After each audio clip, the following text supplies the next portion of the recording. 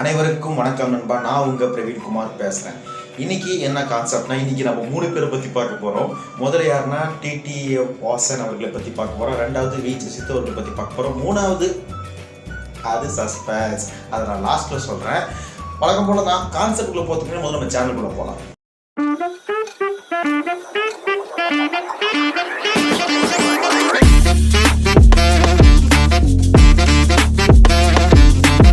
முதல்ல டிடிஎஃப் வாசன் அவர்களை பற்றி பார்க்கலாம். டிடிஎஃப் வாசன் அவர்களை வந்து மதுரையில் வச்சு அரெஸ்ட் பண்ணாங்க. அது ரீசன் உங்களுக்கே தெரியும். அவர் வந்து கார் ஓட்டின்னு இருக்கும்போது ஃபோன் பேசுறதுனால வந்து அவர் வந்து அரெஸ்ட் பண்ணாங்க. இந்த கேஸை வந்து யார் போட்டோன்னா ஒரு காவல் அதிகாரியை வந்து அவர் மேலே வந்து இந்த மாதிரி கம்ப்ளைண்ட் வந்து பண்ணியிருக்காரு. இப்போ என்ன மேட்டர்னா, நம்மளுக்கு ஒரு டவுட் இருந்தது. டிடிஎஃப் வாசன் அவர்களோட லைசன்ஸ் தான் 10 வருஷத்துக்கு வந்து கவர்மெண்ட் வந்து யூஸ் பண்ணக்கூடாதுன்னு சொல்லி பிடிங்கி வச்சிருச்சு. அதுவும் மீறி இவர் எப்படி ட்ரைவ் பண்ணாருன்னு நான் யோசிச்சுட்டு இருந்தேன். அப்புறமா தான் விஷயம் தெரிஞ்சு இந்த டிடிஎஃப் வாசன் அவர்கள் வந்து பைக் 2 வீலர் லைசன்ஸ் தான் வந்து கவர்மெண்ட் வந்து 10 வருஷத்துக்கு நீங்கள் வந்து பைக் ஓட்டக்கூடாதுன்னு பிடிங்கி வச்சிருக்கு. ஆனால் கார் ஓட்டலாம் அப்படின்னு சொல்லியிருந்தாங்க. ஆனால் கார் ஓட்டும் போது கூட ஃபோன் பேசி ஓட்டுறதுனால போலீஸ் தொக்கா தூக்கிடுச்சு. காவல்துறை அவர் மேலே என்ன வழக்கு போட்டிருக்குன்னா செக்ஷன் 308, அதாவது வந்து வண்டி ஓட்டி போகும்போது கார் ஓட்டின்னு போகும்போது ஃபோன் யூஸ் பண்ணுறதுனால இது வந்து அந்த வழக்கு போட்டிருக்காங்க காவல்துறை. அது டிடிஎஃப் வாசன் அவர்களுக்கும் காவல்துறைக்கும் அப்படி என்ன காதல் என்று தெரியல. என்ன பண்ணாலும் தொக்கா தூக்குறாங்க காவல்துறை. ஆனா டிடிஎஃப் வாசன் அவர்களுக்கு ஜாமீன் கொடுத்துட்டாங்க.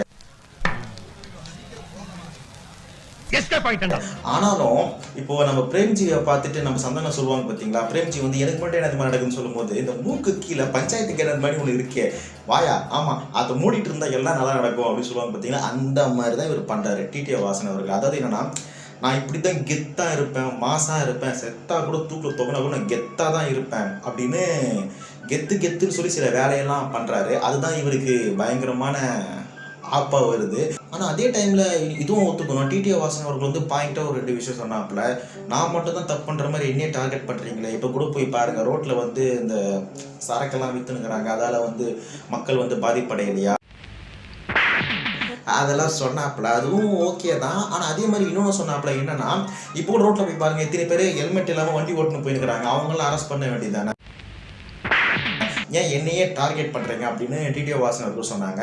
இந்த இடத்துல வந்து நாம் ஒன்று தெரிஞ்சிக்க வேண்டியது இருக்குது. அது என்னென்னா, அதாவது என்னென்னா, ஒரு நார்மலான ஒரு பப்ளிக் பண்ணுறதுக்கும் ஒரு யூடியூபர் இன்ஃப்ளூயன்சர் பண்ணுறதுக்கும் வித்தியாசம் இருக்குது. இப்போ வந்து ஒரு நார்மலான ஆள் வந்து ஹெல்மெட் போட்டுக்கிட்டு இல்லை வந்து வண்டி எடுத்துன்னு போனால் அதெல்லாம் பிரச்சனை இல்லை. ஆனால் வந்து இவர் வந்து ஒரு ஏகப்பட்ட ஒரு ஃபாலோவர்ஸை வச்சுட்டு இருக்காரு. இவரை பார்த்துட்டு இதே மாதிரி நம்ம டிடிஎஃப் வாசன் அவர்கள் வந்து நம்ம வந்து பைக் அப்படியே தூக்கிக்கின்னு வீலிங் பண்ணிக்கினே போகணும், அப்படியே ஹெல்மெட்டு போடாமல் போகணும், அப்படியே ஃபாஸ்ட்டாக பூந்து போகணும் அப்படின்னு யாராச்சும் ஒருத்தர் இவரை பார்த்து நம்மளும் பணம் நினச்சாவே இதே ஒரு தப்பான உதாரணமாக மாறப்படுகிறது. இதனால தான் காவல்துறை வந்து இந்த மாதிரி நாங்கள் நடவடிக்கை எடுத்தோம்னு சொல்கிறாங்க. இல்லை இவர் வந்து கெத்து காட்டி அவருக்கே வந்து ஆப்பு வச்சுக்கிட்டாருன்னு அதுவும் நம்மளுக்கு தெரியல. ஆனால் இது நம்ம கொஞ்சம் ஏற்றுக்க வேண்டிய விஷயம். உதாரணத்துக்கு வந்து என்னன்னா, இப்போ வந்து ரஜினி சார் வந்து சிகரெட் அப்படி போடுவார். சில பேருக்கு சிகரெட் பிடிக்கிற பழக்கமே இருக்காது. ஆனால் அவங்க ஆஃபீஸ் ரூமில் இருக்கும்போதோ இல்லை வந்து ஏதாச்சும் வேலை இருக்கும்போதோ இங்கே ஏதாவது ஒரு பென்சில் இருந்தால் இல்லைனா வந்து ஒரு பென் இருந்தால் அப்படியே போட்டு ட்ரை பண்ணுவோம். ஸ்கூல் படிக்கும் போதெல்லாம் கூட பென்சிலையே சாக்பீஸோட வாயில் போட்டு ரஜினி ஸ்டைல் மாதிரி பண்ணியிருப்போம். இது எங்கேருந்து வந்திருக்கு? சூப்பர் ஸ்டார்ன்றது வந்திருக்கு. அதே மாதிரி தான் இது வந்து ஒரு தப்பான உதாரணம் ஆகிடக்கூடாது அப்படின்னு வந்து நடவடிக்கை எடுத்துக்கிறாங்க. இப்போ ரோட்டில் நம்மள மாதிரி ஒரு சாதாரண பொதுமக்கள் போனால் கூட்டம் அவ்வளோ சேராது. ஆனால் இது வந்து ஒரு பிரபலம் வந்து ரோட்டில் நடந்து போனால் எவ்வளோ கூட்டம் சேரும், அந்த மாதிரி தான். ஜிபி முத்துவுடன் ஜாலியாக போன ஒரு பைக் பயணம் 2K கிட்ஸின் ஆதர்ஷ ஹீரோவான டிடிஎஃப் வாசன் மீது வழக்கு பதிவு வரை சென்றிருக்கிறது. பிரபல யூடியூபர் டிடிஎஃப் வாசன் அதிவேகமாக இருசக்கர வாகனம் ஓட்டி சென்ற நிலையில் விபத்தில் சிக்கினார். இந்த நிலையில் விபத்து நிகழ்வதற்கு சில நிமிடங்களுக்கு முன் அவர் பைக் சாகசத்தில் ஈடுபட்ட காட்சிகள் வெளியாகியுள்ளன. போதும் லிஸ்ட் ரொம்ப பெருசா போய்கிட்டே இருக்கு. இப்போ இதெல்லாம் பண்றதுனால தான் டிடிஎஃப் வாசன் அவர்களோட 2 வீலர் லைசன்ஸ் வந்து 10 வருஷத்துக்கு தடை பண்ணாங்க. அதுக்கப்புறம் இந்த மாதிரி பண்ணி தொக்க மாட்டிக்கிட்டாப்ல.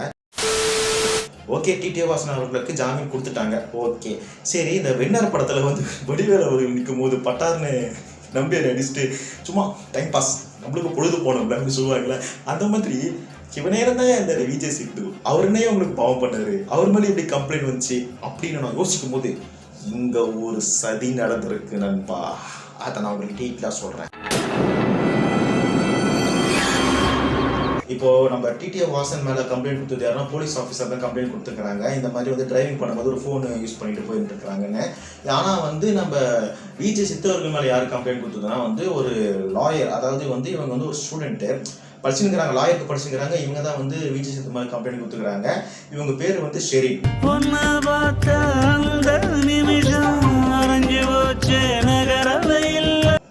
ஷெரீன் அந்த ஷெரீன் இல்லடா, இது வேற ஷெரீன். அலையாத அலையாத அலையாத அலையல அலையல அலையல. என்னோட பேர் Sherin, advocate Madras high court practice பண்ணிட்டு இருக்கேன். யூடியூபர் விஜய் சித்து அவர் மேல நான் தான் வந்து கம்ப்ளைண்ட் கொடுத்துருக்கேன். இவங்க தான் வந்து கம்ப்ளைண்ட் கொடுத்துருக்காங்க. அது என்ன கம்ப்ளைண்ட்னா, இவர் வந்து டிடிஎஃப் வாசன் மாதிரி இவரும் வந்து டிரைவ் பண்ணிட்டு இருக்கும்போது ஃபோன் யூஸ் பண்ணிக்கிறாரு. அது மட்டும் இல்லாம அதாவது ஒரு சேனல்ல வந்து டபுள் மீனிங் நிறைய வார்த்தைகள்லாம் வருது அப்படின்னு சொல்றாங்க. அதோட கெட்ட வார்த்தையில அதிகமா பேசுறாங்க அப்படின்னு சொல்றாங்க.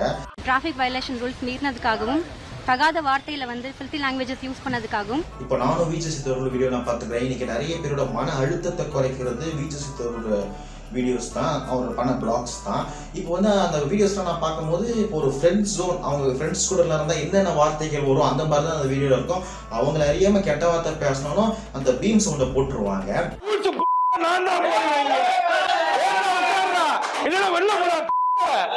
இப்போ லாயரோட ஜூனியர் வந்து பேசினாங்க ஷெரீன்னு. இப்போ வந்து சீனியர், அதாவது இவர் தான் லாயர், இவர் வந்து என்ன சொல்றாரு கொஞ்சம் பாருங்க. ஃபர்தரா வந்து என்னோட சீனியர் சொல்லுவாங்க டீடைல்ஸ் எல்லாமே. பேசிக்கிட்டு வண்டி ஓட்டிட்டு வராரு, அதனால அவர் மீது நடவடிக்கை எடுக்கணும், அவரோட யூடியூப் இதை வந்து முடக்கணும்னு சொல்லி கம்ப்ளைண்ட் கொடுத்தாங்க. ஆனா இவங்க பண்ணது தப்பு, இந்த மாதிரி தப்பு அவர் திரும்பி பண்ணக்கூடாது, அதனால தான் இவர் மேல நான் கேஸ் போட்டேன் அப்படி சொன்னா பரவாயில்ல. அதானே உலக வழக்கம். யூடியூபே முடக்கணுமா? அவரோட யூடியூப் இதை வந்து முடக்கணும்னு சொல்லி கம்ப்ளைண்ட் கொடுத்தாங்க. அது இருக்கட்டும், இவர் எங்கேயோ நான் பார்த்திருக்கேனே.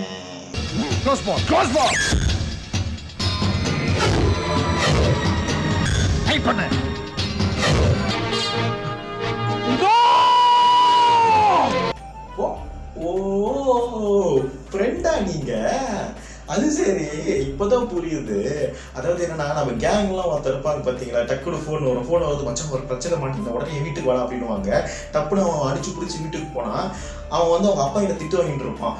மச்சான் என்னடா பிரச்சனை உள்ள போது இந்த பொருளைக்கு கம்நாட்டி கூட சேர்னா தானே இந்த நிலைமைக்கெல்லாம் வந்து நிக்கிற சொல்லும்போது, டேய் என்னடா உங்க அப்பா என்ன திட்டுறாரு, இவெல்லாம் என்ன திட்டிட்டு இருந்தாரு, தனியா திட்டுறதுக்கு போர் அடிக்குது, அதான் கம்பெனி கொண்டு கூப்பிட்டேன் கொய்யால அப்படின்னு 2 பேர் கூடுவாங்க. அந்த மாதிரி இருக்கு. அதாவது என்னன்னா, எப்ப பார்த்தாலும் நானே மாற்றதா விஜய் சித்து கூட இந்த மாதிரி பேசிக்கிறாரு சொல்லிட்டு ஃப்ரெண்டை வச்சே கேஸ்.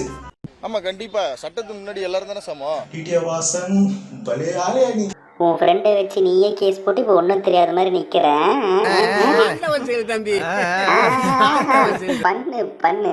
எனக்கு இதெல்லாம் கூட பிரச்சனை இல்லையா. லாஸ்ட்ல என்ன டைலாக் சொன்னா, இது என் மாடலேஷன் சொல்றேன். இக்கரைக்கு அக்கறை, நீ சொல்றது என்ன அக்கறை? சமூக அக்கறை. இது வந்து முழுக்க முழுக்க சமூக அக்கறையோட தான் நல்லா இருக்கியோ சமூக அக்கறை. அதாவது தனியா மாட்டக்கூடாது, சேர்ந்து மாட்டணும்.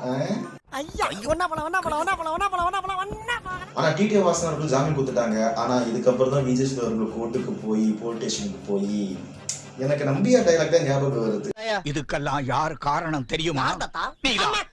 எக்ஸ்கியூஸ் மீ, எனக்கு ஒரு டவுட். இந்த சமூக அக்கறை யூடியூபர் விஜய் சித்து அவர்கள் மேல மட்டும் தான் தொடருமா?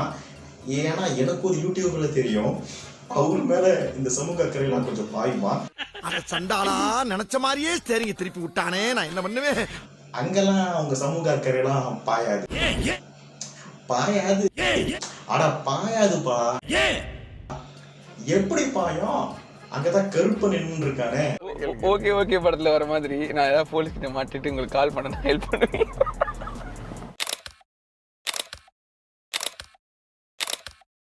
எல்லாம் மேல ஒருத்தர் இருக்கான்ல, அவன் பாத்துக்குவான்.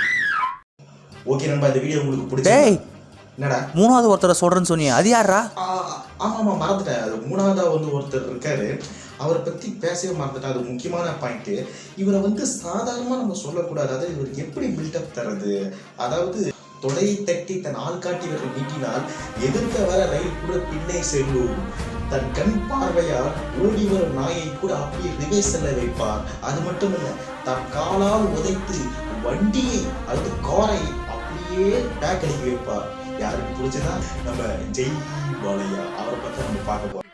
என்னமா ஃபீல் பண்ணி கூவுறான்டா அவன்.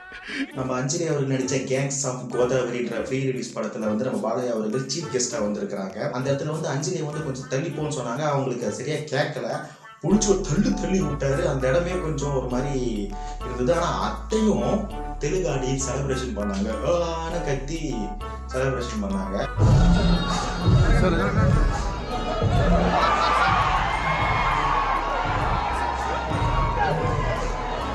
அதாவது பாலையா அவர்கள் என்ன பண்ணாலும் அங்க வந்து எல்லாரையும் சொல்ல, எல்லா தெலுங்காடிச்சும் சொல்ல, அங்க வந்து ஒரு கூட்டம் இருக்கு. இவர் வந்து தலையில தூக்கி வச்சு கொண்டாடுறதுக்கு அங்க ஒரு கூட்டம் இருக்கு. அது மட்டும் இல்லாம அந்த இடத்துல வந்து இவர் வந்து லைட்டா கட்டிங் போட்டிருக்காரு. அந்த வீடியோ கூட வந்து பயங்கரமா பிரபலமாச்சு.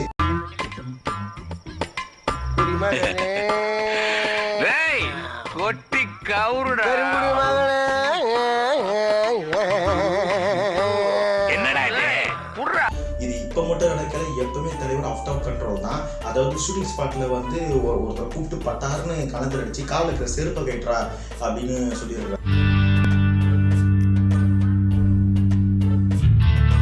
அது மட்டும் இல்ல, பாலையா வந்து அங்க ஒரு ஆக்டர் மட்டும் இல்ல, மக்களால் தேர்ந்தெடுக்கப்பட்ட ஒரு எம்எல்ஏ பண்றதான இதெல்லாம். வடிவில் வந்து அர்ஜுன் பால் சொல்லுவார், எதுவாக இருந்தாலும் ஃப்ராங்கா பேசுறாங்க அப்படின்னு சொல்லுவாங்க. அந்த மாதிரி இந்த ஃபங்க்ஷன்ல மட்டும் ஒரு இன்னொரு ஃபங்க்ஷன்ல வந்து பாலையா வந்து ஸ்டேஜில் ஒரு சிங்கர் ஏறி, sir Balayya sir please sir நீங்கள் பாடுங்க சார், நீங்கள் வந்து பாடுங்க சார் மைக்கத்தில் வரும்போது பாலையா சொல்லிட்டு அப்படின்னு வர, அதில் கட்டிங் போட்டா என்ன போய் பாட சொல்றியாடா அப்படின்னு அங்கேயே ஓப்பனாக ஸ்டேஜில் சொல்லியிருக்காரு. அது அந்த டைம்ல கான்ட்ரவர்சியா பேசிட்டு இருந்தாங்க. ఈ పాట మీరు పాడితే వినాలని ఉంది సార్. ఒక్క పల్లవి సార్, ఒక్క పల్లవి సార్, మీ పాట సార్. இப்படியெல்லாம் கான்ட்ரவர்சிக்கு தீனி போட்டவர் தான் நம்ம பாலையா. ஓகே நண்பா, நீங்க சொல்லுங்க, போலீஸ் வந்து டிடிஎஃப் வாசன் மேல பண்ணது தப்பா சரியா? அது மட்டும் இல்லை, டிடிஎஃப் வாசன் அவர் ஃப்ரெண்டை வச்சு விஜய் சித்து மேல கேஸ் போடுறது தப்பா சரியா? அதுக்கப்புறம் நம்ம பாலையா அஞ்சலி கிட்ட இந்த மாதிரி நடந்துக்கிட்டது தப்பா ரைட்டா? இது மூணுமே நீங்க சொல்லுங்க. இந்த வீடியோ உங்களுக்கு பிடிச்சிருந்தா காலாஸ்கை சேனலை லைக் பண்ணுங்க, ஷேர் பண்ணுங்க, கமெண்ட் பண்ணுங்க. மறக்காம காலாஸ்கை சேனலை சப்ஸ்கிரைப் பண்ணுங்க. மறக்காம லைக் பட்டனை பிரஸ் பண்ணுங்க. நீங்க லைக் பட்டனை பிரஸ் பண்ணா தான் நம்ம சேனல் நல்லா பக்கமும் போவோம், நம்ம சேனல் கொஞ்சம் வளரும். சரி, நம்ம மீண்டும் உங்களை அடுத்த ஒரு இன்ட்ரெஸ்டான வீடியோ சந்திக்கிறேன். அது வரைக்கும் உங்களிருந்து விடைபெறுவது உங்கள் பிரவீன்குமார்.